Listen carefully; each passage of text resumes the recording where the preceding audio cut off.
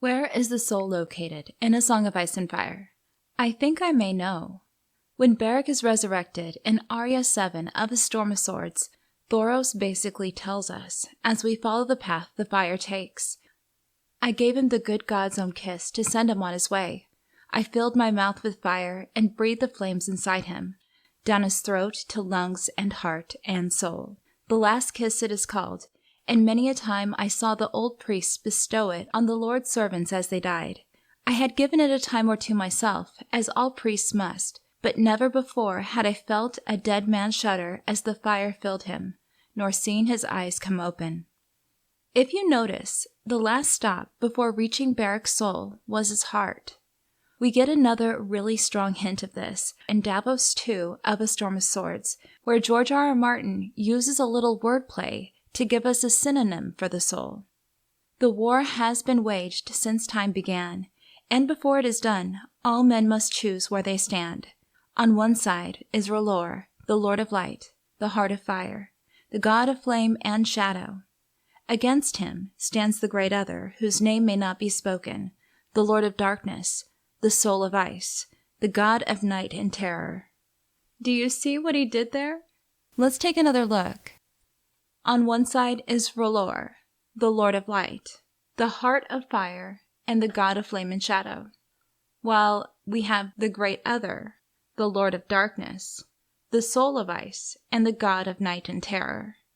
If you notice, the words heart and soul are replacing the other and purposefully juxtaposed in these parallel titles in a way suggesting the two words as synonyms. Additionally, the soul being located within the heart is also related within the tale of the forging of Lightbringer, as it is said that when Azor Ahai thrust his sword into his wife's heart, it is said that her blood, her soul, her strength, and her courage all went into the blade. So, in this instance, we have a soul going into a magical blade after the heart is pierced.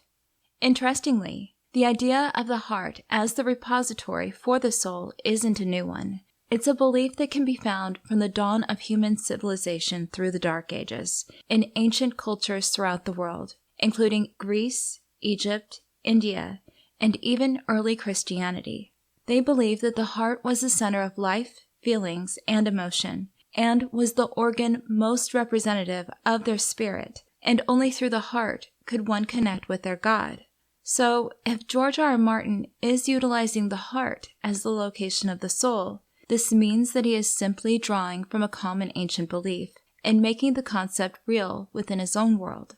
And if the words heart and soul are synonymous, this would mean that there could be instances where the word heart is utilized, but the concept of the soul is implied. For example, this might explain the rationale for why the weirwood is called a heart tree, which isn't the most straightforward name and leaves much to interpretation, leading many fans to speculate on its true meaning. But we do know that the souls of greenseers go into those trees when they die, making this network of trees a sort of reservoir for one's soul after death. So, if the words heart and soul are synonymous, then said another way, the weirwoods are soul trees, which is exactly what they are, soul trees.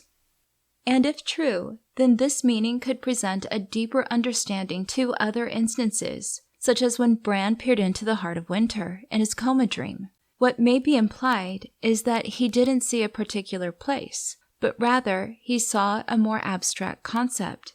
If heart and soul are the same, then it's possible what he was seeing was the soul of winter itself. This can also explain Daenerys' fever dream during Mirri Maz Duur's ritual to resurrect Khal Drogo. Do it. Save him. There is a price. You have gold, whatever you want. It's not a matter of gold. This is blood magic. Only death pays for life. My death? No, not your death, Khaleesi. From what we understand, the price Daenerys had paid for the return of Khal Drogo's life was the life of her unborn son Rhaego, who she sees in a vision.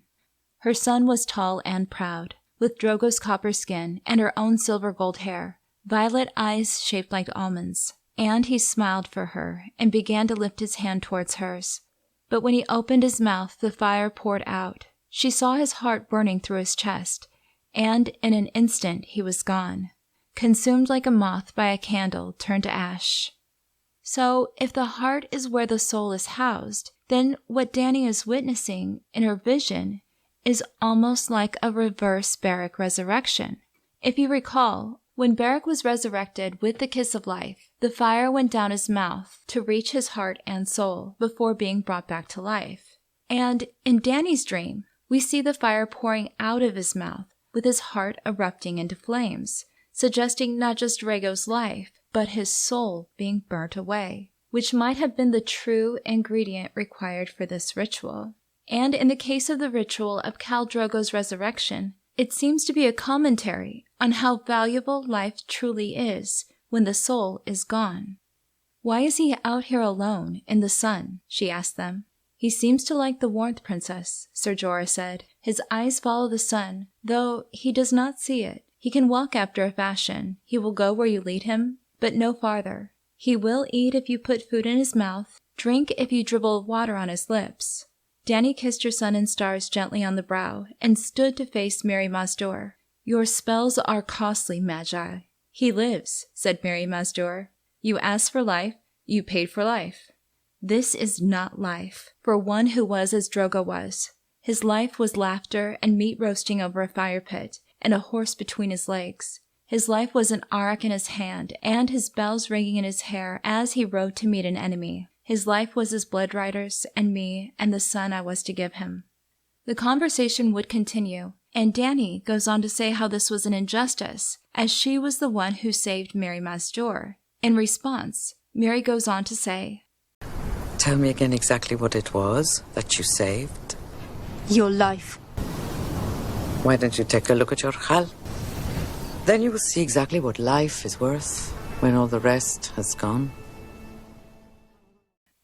Indeed, just like the werewoods, the body is simply another vessel for the soul, which could possibly be the most valuable component of magic in A Song of Ice and Fire. In my most recent video on Valyrian steel, we discussed the importance of the soul in the forging of that metal. And in my next video, we will be taking a deeper dive into George R. Martin's conceptualization of the soul and how it relates to magic in A Song of Ice and Fire. We will be discussing spirits, shades, and shadows, and in the process, we will gain a better understanding of magic in his world. And in the meantime, if you enjoyed this video, please be sure to do all the things, like and comment. They really do help the channel. And additionally, a special thank you goes out to the members who support my channel.